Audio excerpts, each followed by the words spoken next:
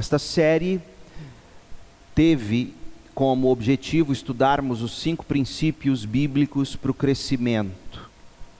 Nós vimos que igreja multiplicadora é uma visão, é uma maneira de olharmos para as Escrituras. Na verdade, é uma visão que sai das Escrituras para nós. Não é um modelo de igreja, não são programas para a igreja. É uma visão de multiplicação de discípulos e de igrejas. Uma visão de multiplicação que é intencional, baseada em 5 princípios bíblicos de crescimento para a igreja local e para o crescimento do crente. E tem como objetivo nós cumprirmos a grande comissão. Os 5 princípios, vamos lá, vamos ver se você lembra: oração, evangelização discipuladora, plantação de igrejas, formação de líderes, compaixão e graça. Vimos cada um desses princípios: oração, evangelização discipuladora, plantação de igrejas, formação de líderes, compaixão e graça. Veja que nenhum de nós, bons cristãos que somos, se oporia a qualquer um desses princípios. Nenhum de nós diria que isso é modismo. Nenhum de nós diria que a gente está copiando coisas de igrejas que não tem nada a ver com o Novo Testamento. Não, nada disso. É o mínimo que se espera de um crente, que ele seja uma pessoa de oração, que ele evangelize e faça discípulos, que ele se preocupe com plantação de igrejas, que ele forme líderes, que ele exerça compaixão e graça. Veja, gente, e eu falo com muita tranquilidade desses princípios, porque antes de serem princípios para uma igreja, eles têm que ser princípios para a minha vida. Eu tenho que ser assim. Não se trata de programas ou de departamentos que a gente tenha que criar, mas de um movimento de Deus em nós, tornando-nos pessoas assim, e que, consequentemente, uma igreja cheia de pessoas assim, é uma igreja que se torna uma igreja de oração, que evangeliza fazendo discípulos, que planta igrejas, que forma líderes e que exerce compaixão e graça. Nós vimos cada um desses pontos. Compaixão e graça foi o que nós vimos há 2 domingos, se não me falha a memória. E o nosso objetivo é avaliar a importância de a igreja praticar a compaixão e a graça na comunidade onde ela está inserida, como forma de se tornar relevante e impactar as pessoas ao seu redor. Nós temos que pensar nisso. Outro objetivo: identificar as necessidades legítimas da comunidade. Necessidades legítimas. Porque tem muita gente que acha que tem necessidade, mas não é necessidade, é um desejo. E em alguns casos, desejos realizados são mais desastrosos, não é verdade? Pergunta para uma criança o que ela deseja, ela vai achar que é uma necessidade, e você sabe que é supérfluo, e que se ela tiver aquilo vai ser o caos. Então, cabe à igreja identificar as necessidades legítimas da comunidade como oportunidade para servir, influenciar e testemunhar o evangelho para a glória de Deus. E aí, na semana em que começamos o tema compaixão e graça, nós vimos a compaixão e a graça nas igrejas do primeiro século, e hoje nós veremos a compaixão e graça aqui e agora.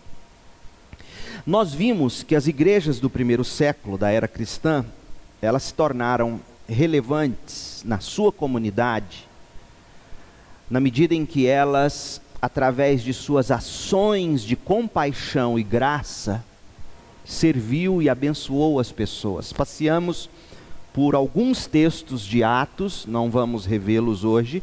Eu encorajo você que não viu a procurar no site da igreja, no canal do YouTube, e ver essa mensagem. Nós mostramos como isso era natural para a igreja primitiva, para os primeiros crentes, exercer compaixão e graça, abençoando os outros. E aí, nós precisamos entender de que maneira a gente transfere aqueles princípios de então para aqui e agora. Como que nós encarnamos a realidade que a gente viu na igreja primitiva, aqui em pleno século 21. E uma das coisas que a gente precisa se ater é o seguinte: a igreja deve estender as mãos para as pessoas. Ela deve abrir os olhos e o coração. Isso significa abrir o bolso para as necessidades dos que estão ao seu redor. Quando ela faz isso, ela demonstra fé no Senhor através de obras. Eu sei que vocês estão estudando Tiago, e eu sei que infelizmente existe uma corrente que tenta dizer que Paulo e Tiago se contradisseram, porque Paulo fala de fé e Tiago fala de obras. Isso é um equívoco, porque o que Tiago de fato diz é o seguinte: é impossível alguém dizer que tem fé se essa fé não se traduz em amor. Então, para você não confundir mais o que Tiago está dizendo, substitua todas as vezes que Tiago falar em obras, pense em amor, porque é isso que Tiago está falando. Tiago está dizendo que a fé produz amor, um tipo de amor caridoso, que pratica boas obras. Aliás, Paulo diz em Efésios 2:8 que nós fomos criados para as boas obras. As nossas boas obras são trapo de imundície para Deus se nós nos achegarmos a Deus tentando dizer: Deus, veja o quanto eu faço de boas obras, logo, por favor, me receba como justo. E Deus diz: não é assim, porque tudo que você fizer ainda ficará aquém da gravidade do seu crime, do seu pecado. No entanto, boas obras, amor é marca indispensável para homens e mulheres que dizem terem fé. Não dá para ser crente sem exercer compaixão e graça. E quando nós exercemos compaixão e graça, a gente acaba atraindo a simpatia e a atenção das pessoas. E aí nós devemos aproveitar essas oportunidades para testemunhar do Evangelho. Quando a gente diz isso, a gente corre o risco, veja bem, de achar que crente e igreja só deve exercer compaixão e graça como oportunidade de evangelização, e não é.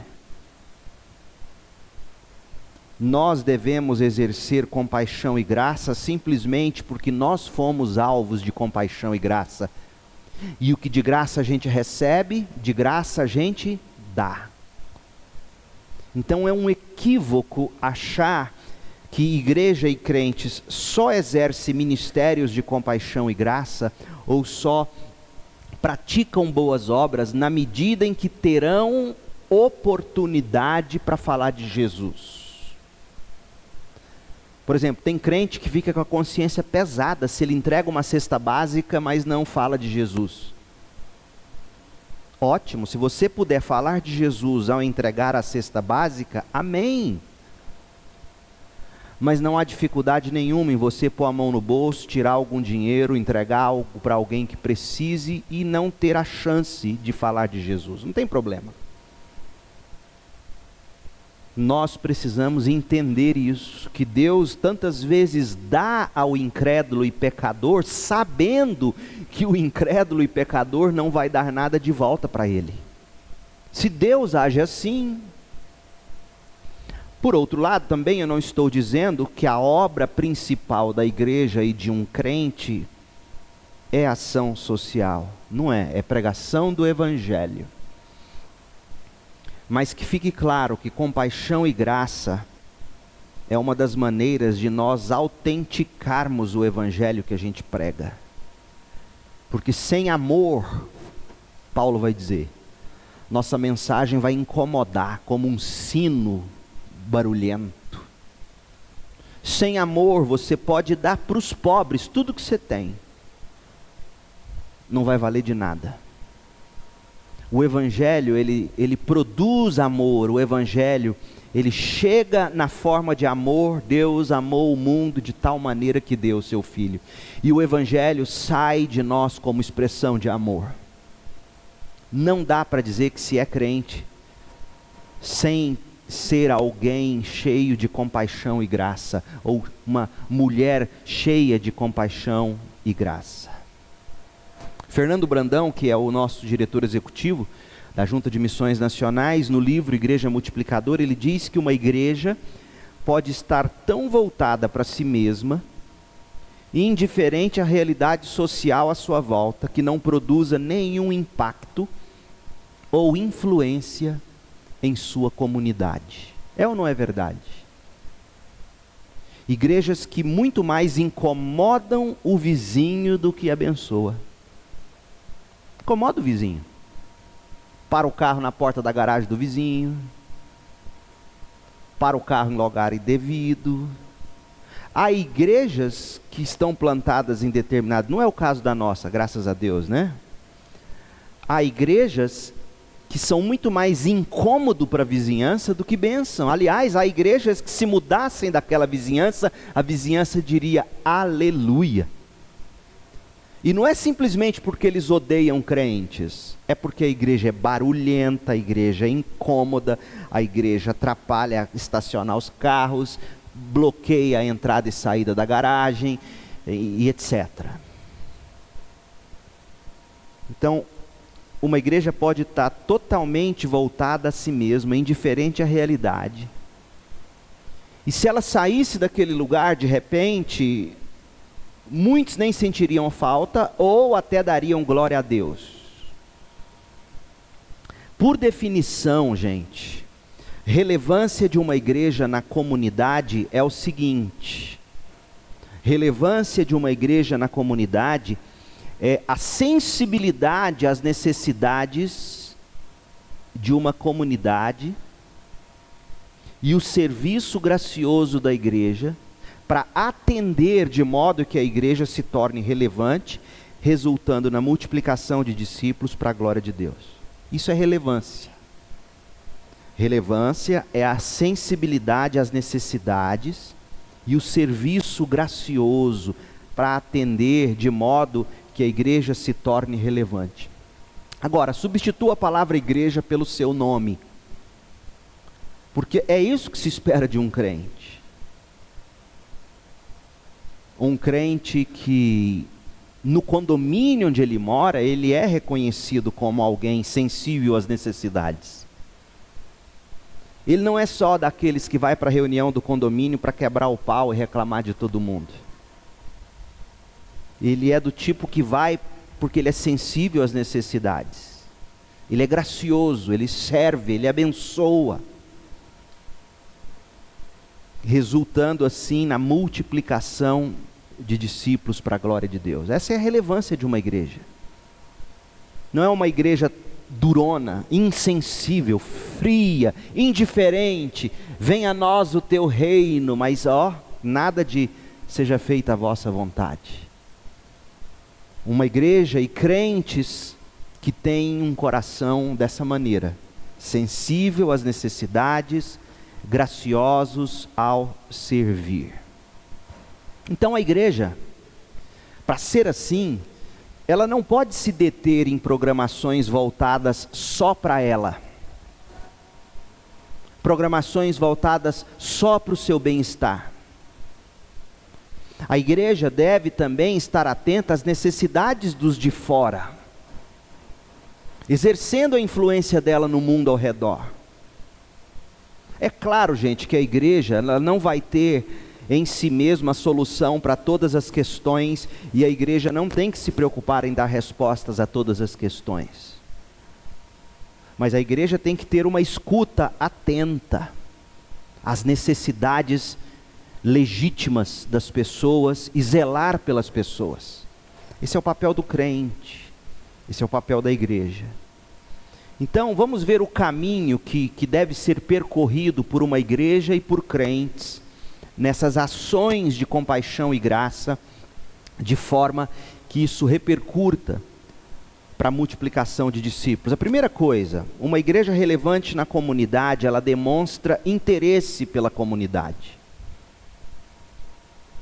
Ela demonstra interesse. Salovi Bernardo, que foi um dos líderes da nossa convenção, ele disse assim: conhecer a comunidade é abrir caminho para ser aceito por ela, para criar condições e desenvolver simpatia, empatia. Conhecer a comunidade é tornar a igreja parte da comunidade, deixando de ser um corpo estranho no bairro. A igreja não está na comunidade só para cuidar dos seus fiéis. A igreja está ali para trabalhar com toda a comunidade, para fazer com que todos ouçam, vejam, sintam e sejam alcançados pelo Evangelho. Fecha aspas. Está correto, Salovi Bernardo. A igreja precisa se identificar com a comunidade onde ela está inserida, conhecer o povo, ser simpática, saber quem são os moradores, quais são as reais necessidades das pessoas, interessar por elas, saber como a gente melhor pode se relacionar com elas, ter empatia, e não assumir uma atitude crítica apenas, hostil, de rejeição, porque afinal de contas essa comunidade vive no pecado. Não é só isso. Fernando Brandão disse assim: ninguém deveria ter maior conhecimento e interesse pelo bairro e a sua cidade do que os crentes e as suas igrejas. Ninguém deveria ter maior conhecimento e interesse por seu bairro e sua cidade do que os crentes e as suas igrejas. Isso é demonstração de interesse. Carinho as pessoas precisam sentir de nossa parte, não apenas repulsa. Segundo, uma igreja relevante na comunidade, ela ora pela comunidade. Porque quanto mais ela conhece as necessidades das pessoas, mais ela vai se sentir minúscula na tentativa de ajudar. Por isso que Jesus diz: olha, ore para que Deus mande trabalhadores, a seara é vasta, é imensa, os trabalhadores são poucos. Quanto mais nós conhecermos os problemas do vizinho, das pessoas, mais nós vamos nos sentir impotentes. E logo, mais nós devemos cair de joelhos e orar.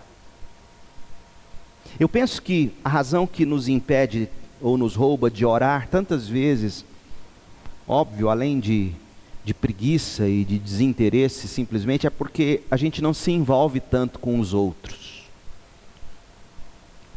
Porque se nós nos envolvêssemos verdadeiramente, conhecêssemos os motivos de oração, se nós tivéssemos interesse pelas pessoas, nós oraríamos mais por elas.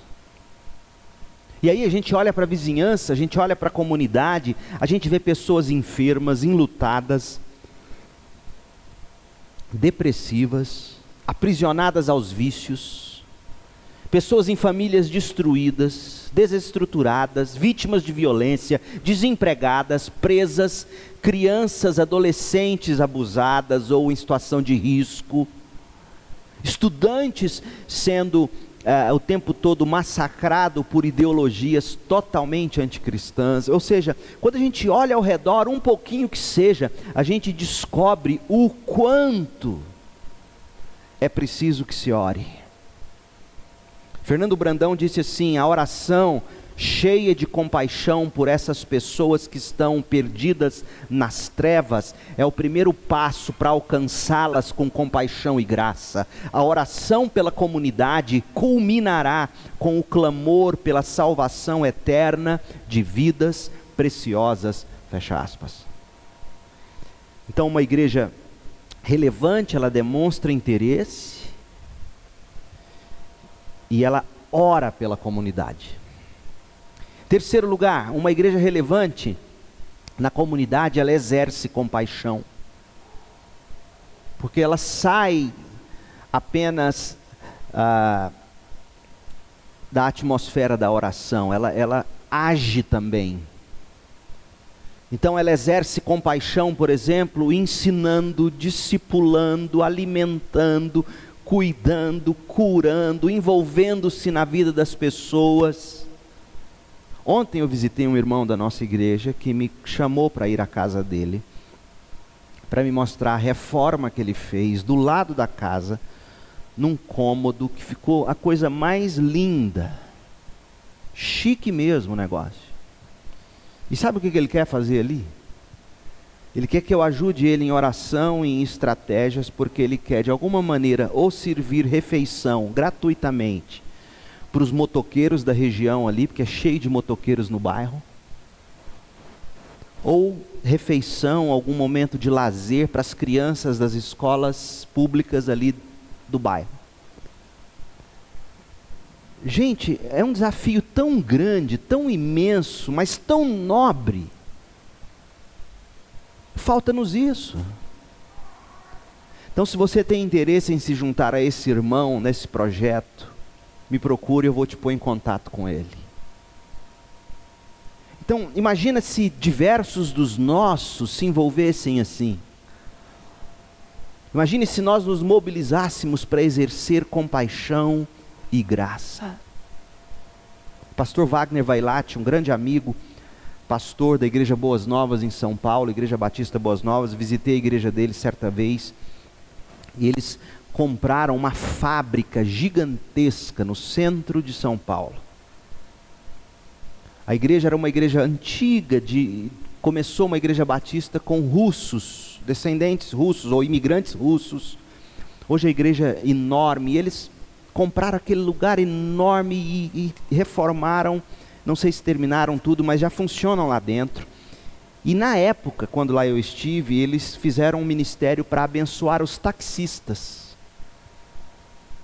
Os taxistas podiam ir para lá, teriam lá água, café, chazinho, lanchinho, a madrugada inteira, os taxistas da cidade de São Paulo.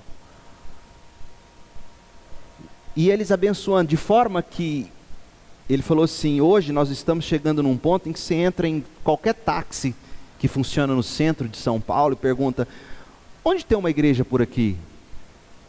Eles trazem as pessoas na nossa igreja.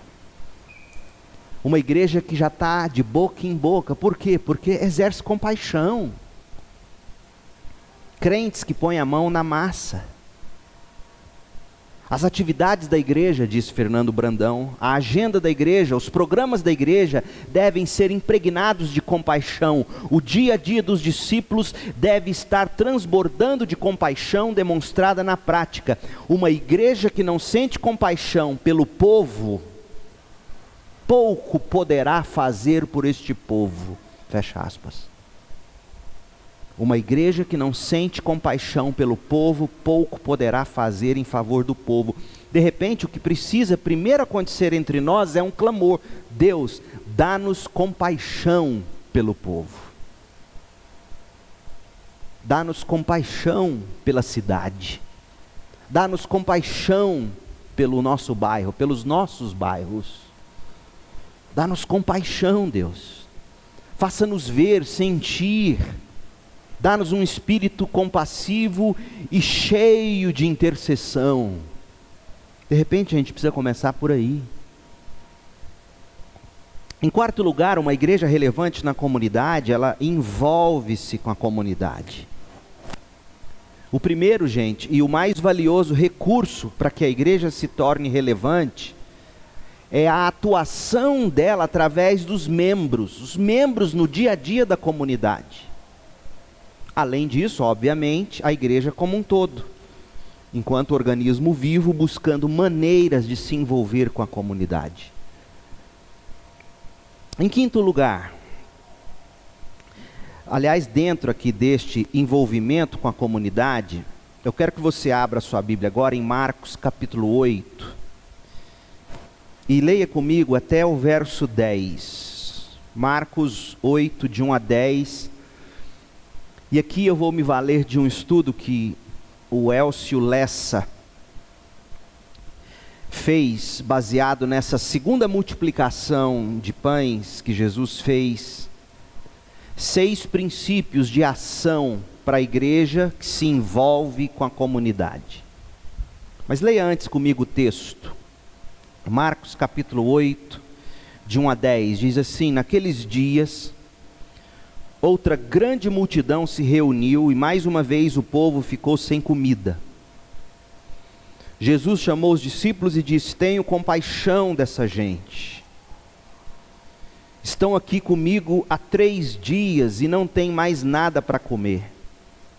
Se eu os mandar embora com fome, desmaiarão no caminho. Alguns vieram de longe. Os discípulos disseram, essa é a pergunta que todo crente prudente faz, né? Todo crente sábio faz. Olha a pergunta. Os discípulos disseram: como conseguiremos comida suficiente nesse lugar deserto para alimentá-los? Como nós faremos isso? O orçamento não dá, a gente não consegue. Como? São as perguntas da prudência. E toda prudência desprovida de fé é incredulidade. Então Jesus mandou todo o povo sentar-se no chão, tomou os 7 pães, agradeceu a Deus e os partiu em pedaços. Em seguida entregou-os aos discípulos, que os distribuíram à multidão. Eles encontraram ainda alguns peixinhos. Jesus também os abençoou e mandou que os discípulos os distribuíssem. Resultado? Todos comeram à vontade. Depois os discípulos recolheram 7 cestos grandes com as sobras. Naquele dia havia cerca de 4.000 homens na multidão. Após comerem, Jesus os mandou para casa. Em seguida entrou com seus discípulos num barco e atravessou para a região de Dalmanuta. 4.000 pessoas alimentadas a partir de 7 pães.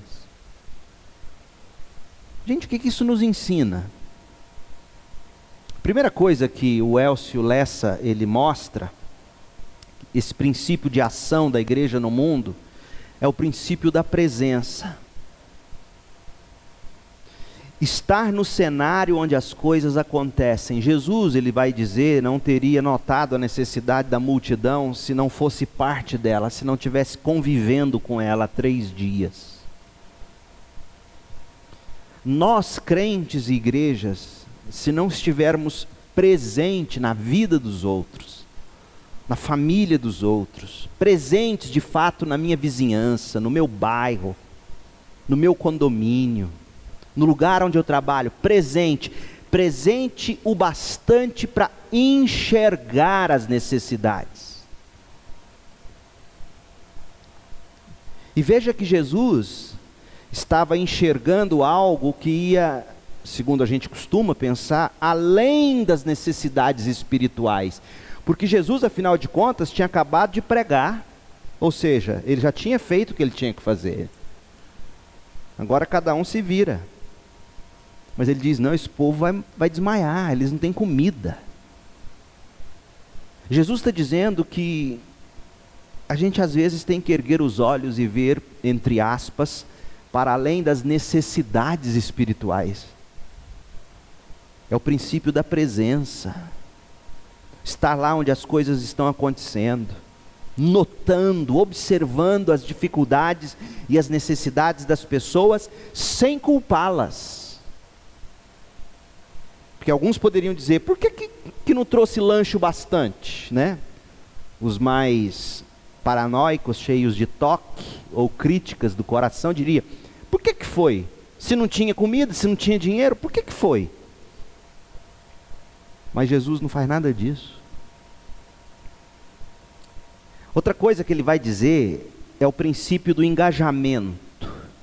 A visão da necessidade gerou o senso de responsabilidade pessoal pela multidão.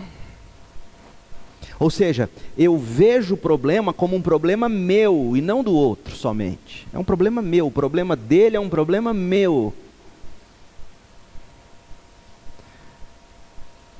Gente, se nós conseguíssemos fazer isso com o vizinho, por exemplo, com aquele amigo mais próximo do trabalho. Mas pastor, eu tenho tanto problema para me envolver no problema dos outros. Só no céu, meu irmão, minha irmã, que nós não vamos tê-los. E você acha que Jesus já não tinha problema o bastante? Carregar o peso do pecado da humanidade sobre os ombros, não é muito, não? Ah, mas ele é Deus. Sim, mas a Bíblia diz que assim como Deus o enviou, ele nos envia para servir e dar a vida, para resgatar muitos. Então, o princípio do engajamento é estar presente o bastante para ver a necessidade do outro como um problema também meu. Onde no mínimo eu vou orar pela pessoa, independentemente de achar que aquela pessoa está colhendo o que plantou. Porque compaixão e graça, veja bem os nomes, compaixão e graça sempre é para ser derramado na vida de quem não merece. Nós não merecemos. Terceiro princípio é o princípio da universalidade. Jesus não manifestou preocupação apenas com os apóstolos, com os discípulos, os domésticos da fé. Ele se preocupou com aquela multidão inteira, 4.000 pessoas. Os olhos estavam para além da igreja. Essa é a relevância. Em quarto lugar, o princípio da suficiência. Bastaram os poucos peixes e pães para alimentar a multidão. Da mesma forma que foi suficiente o cajado de Moisés, por exemplo, para abrir o Mar Vermelho. Por quê? Porque, ouça bem, gente, e é isso que esse texto nos ensina. O texto não é um caminho para a imprudência, é um caminho para a fé. O texto nos mostra que o que Deus quer que a gente ofereça para Ele é o que a gente tem em mãos. Se for só 7 peixes para 4.000 pessoas, entregue os 7 peixes. Se é pouco que você tem para ofertar, é isso que Deus espera de nós. E aqui eu não digo isso dizendo que você tem que tirar dos seus filhos para poder ofertar, não é isso. A gente não prega isso, vocês sabem disso. Mas o que a Bíblia ensina muito claramente é que o que Deus quer de nós são as nossas 2 únicas moedinhas, os 7 únicos peixinhos. É o que eu sou, é o que eu tenho, é com a capacidade que eu tenho, seja ela muito ou pouca. É com a boa vontade que eu tenho. Gente, quanta coisa a gente precisa, por exemplo, para servir essas crianças que vocês estão ouvindo gritar. É uma luta, porque são tão poucos os que se dispõem. E tantos são poucos, e eles vão pensar e dizer assim, mas eu não consigo, eu não sei fazer. Aí eu pergunto, será que você não tem 7 peixinhos para dar? A boa vontade já bastaria em muitos casos. O princípio da suficiência é o que você tem, é o que você é hoje. Até porque, você acha que Deus não sabia quem você é, o que você pode oferecer, quando Ele plantou você nessa igreja local? Claro! Deus tanto sabe o que essa igreja local precisa, que Ele plantou cada um de nós aqui, porque Ele sabe que o que essa igreja precisa é cada um de nós. Nem mais nem menos. Então, esse princípio da suficiência é eu pegar o pouco que eu tenho e dizer, está aqui Deus, faz um milagre com isso. Faz um milagre com o que eu tenho. Agora, o pouco que eu tenho, veja que não era sobra. Deus não quer sobra. O pouco é tudo que eu tenho. Deus nunca vai pedir o seu pouco que sobrou. Deus quer o seu pouco que é tudo para você. Isso honra a Deus. Isso glorifica a Deus. Não é migalhas no sentido de que está sobrando e você joga da mesa no chão para os cachorrinhos comer. Não. É o seu melhor. Mas é tão pouco, mas não é o seu melhor. É isso que Deus quer. Em quinto lugar, o princípio da oportunidade. A necessidade das pessoas determina o conteúdo e a ocasião da ação cristã. Ou seja, o que aquele povo precisava naquele momento? Comida. Logo, eles tiveram que se mobilizar para arrumar comida. Então, a necessidade das pessoas determinou o que eles tinham que fazer. Assim é a igreja, assim é o crente. E o último princípio é o princípio da cooperação. A cooperação dos discípulos é outro fator imperativo. Eles recolheram os peixes, ajuntaram os cestos, organizou o povo, distribuiu o pão, armazenou a sobra. Todos se envolveram, cada um com o que podia fazer, tinha condições de fazer. E quando todos se envolveram, o milagre aconteceu. É isso que falta a nós, meu povo.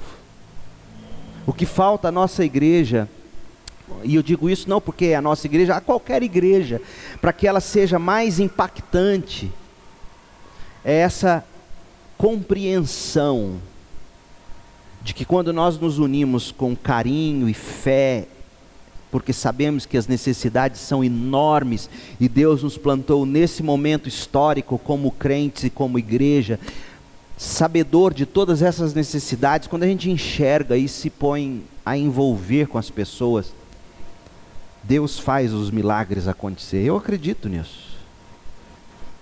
Sabe por que a gente não tem visto milagres entre nós?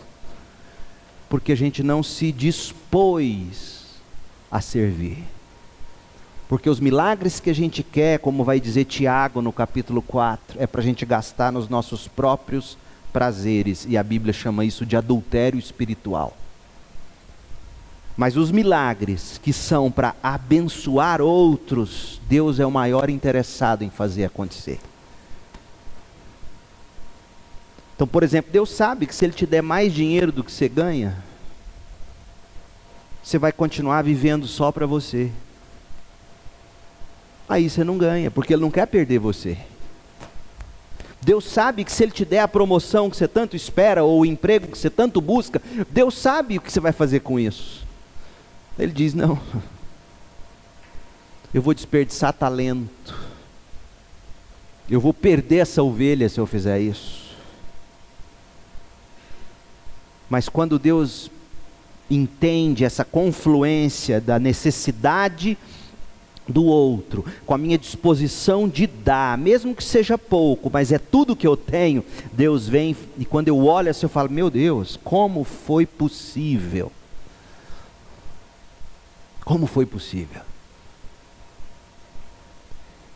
Então, Fernando Brandão, ele diz assim, não podemos conceber um crescimento do número de evangélicos em nosso país, sem que isto traga consigo uma transformação na ética de nosso povo, bem como uma resposta a tantas questões sociais em nossa nação. Gente, nós não podemos conceber o número de evangélicos em Goiânia,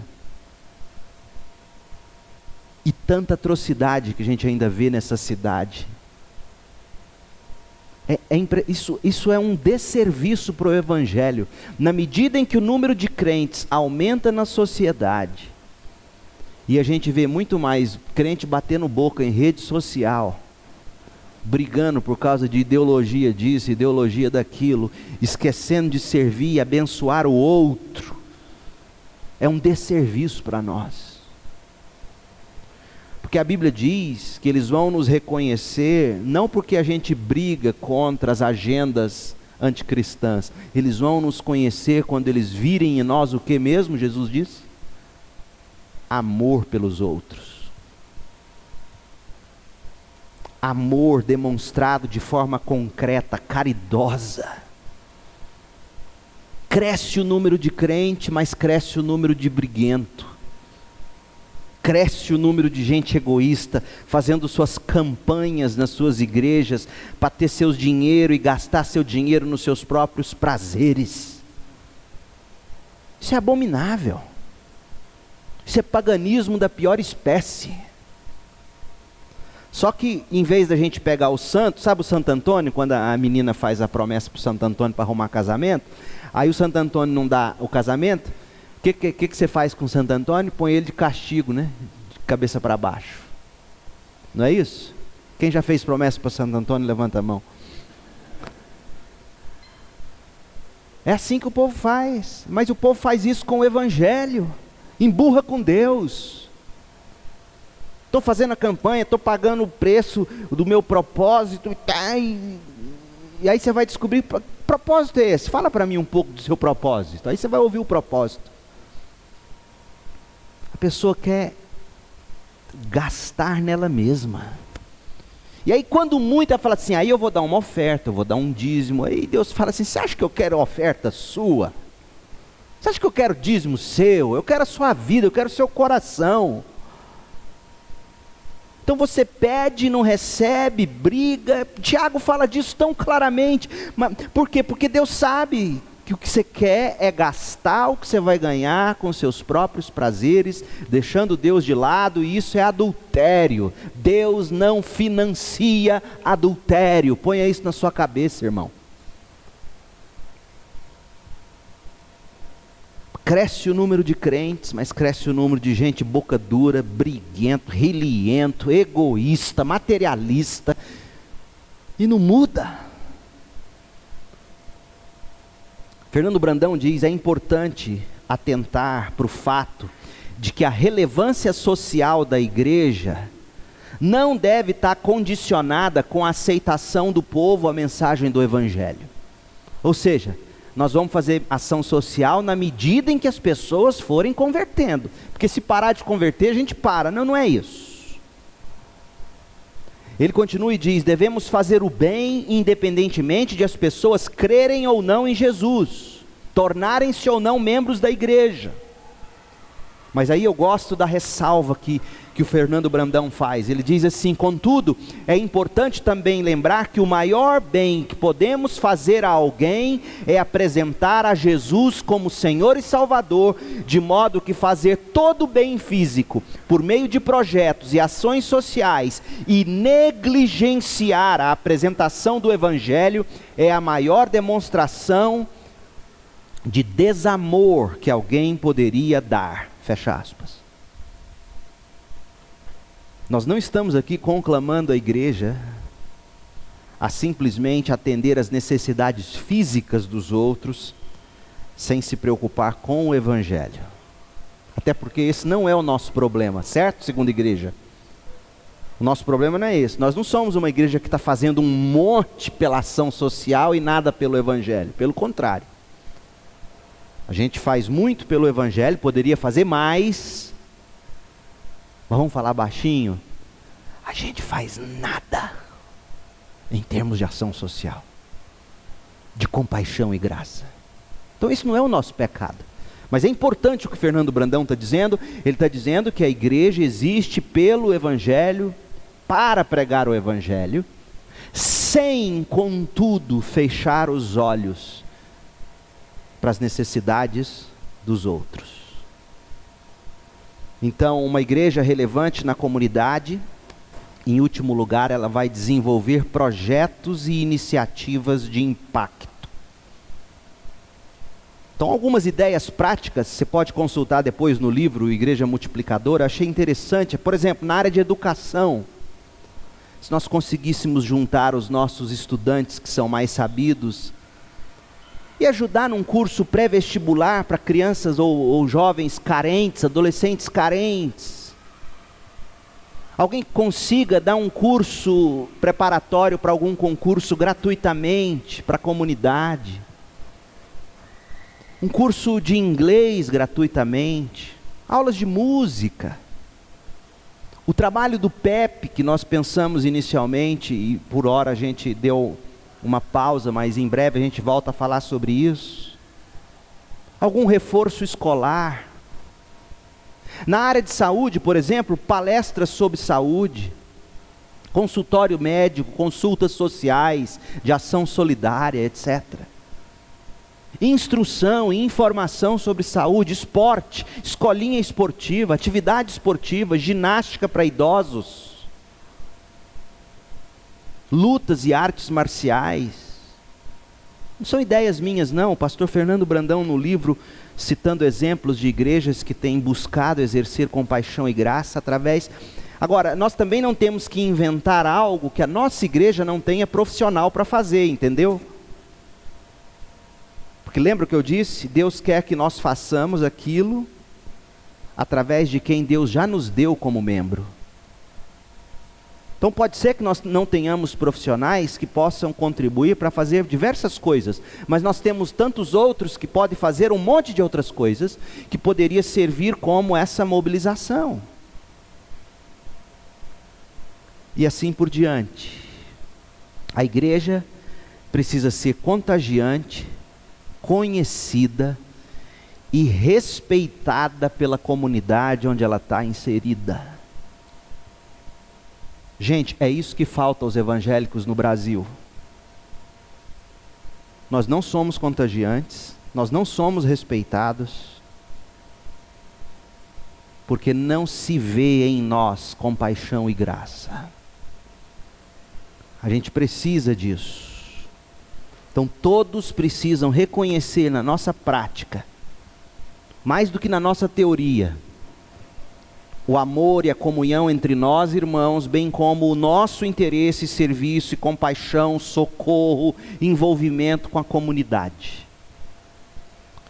Que Deus nos agracie com gente com um coração assim, e nos faça ser isso. Agora, para terminar, o que a gente vai fazer com tudo que a gente estudou? Em termos de oração, evangelização discipuladora, plantação de igrejas, formação de líderes, compaixão e graça. Eu estive com o Alessandro essa semana e a gente conversou bastante sobre o ano que vem. Eu abri meu coração para ele. A diretoria que nós vamos eleger para o ano que vem, os departamentos que nós vamos eleger para o ano que vem, dentro desse grupo, e aí eu já gostaria que você pensasse nas indicações a partir disso, ou na sua autoindicação a partir disso. Não tem problema você se autoindicar para qualquer cargo, você sendo membro da igreja. Porque o que a gente quer desenvolver a partir dessa liderança do ano que vem, a gente ter pelo menos um representante para cada um desses princípios, e a gente pensar juntos como igreja, como é que nós podemos ser uma igreja de mais oração, como é que a gente pode ser uma igreja de evangelização discipuladora, como é que nós vamos trabalhar nossa plantação de igrejas, como que nós vamos formar os líderes que estão surgindo, como nós vamos ser uma igreja que exerce compaixão e graça. Veja, nós precisamos, na verdade, criar alguns grupos de trabalho, pelo menos 5 aí, onde nós vamos nos comprometer a pensar, a refletir juntos, a orar e a construir caminhos. Então, se você quer saber o que a gente pode fazer ano que vem, eis aí uma agenda que eu tenho certeza é muito maior do que a gente. E eu espero em Deus que você tenha de Deus a sabedoria para indicar os líderes, a disposição para se colocar para servir, onde a gente possa juntos mobilizar a igreja, sermos uma igreja multiplicadora, uma igreja que intencionalmente se mobiliza para ver acontecer a multiplicação de discípulos e de igrejas através desses princípios, ou vivendo esses princípios. Então não pense você que nós gastamos esse tempo pensando sobre tudo isso para morrer aqui, acabou a última mensagem, bola para frente. Nós vamos de novo e de novo voltar a isso. A gente precisa ser uma igreja assim. Nós precisamos ser crentes assim.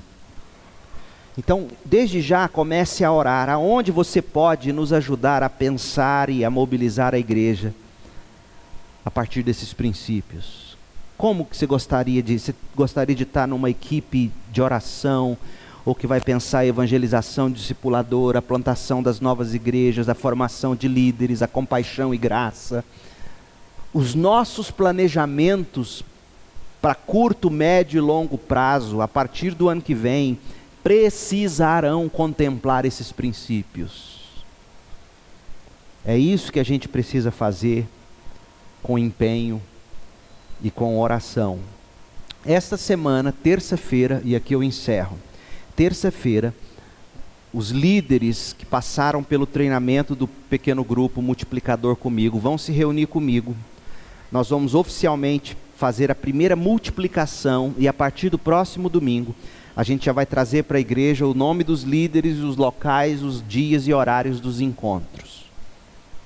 E eu sei que novos grupos deverão surgir, mas de preferência que os novos grupos surjam como multiplicação desses que vão começar. Agora, se de tudo não der para você e você deseja, você tem que sentar comigo algumas vezes para a gente pensar juntos como poderá ser o seu PGM, o seu pequeno grupo multiplicador. Então ore por nós, participe, leve em consideração esses princípios aqui nas indicações para o próximo ano, na sua disposição para trabalhar e servir, e vamos juntos ser esta igreja. Amém? Feche os seus olhos, vamos orar.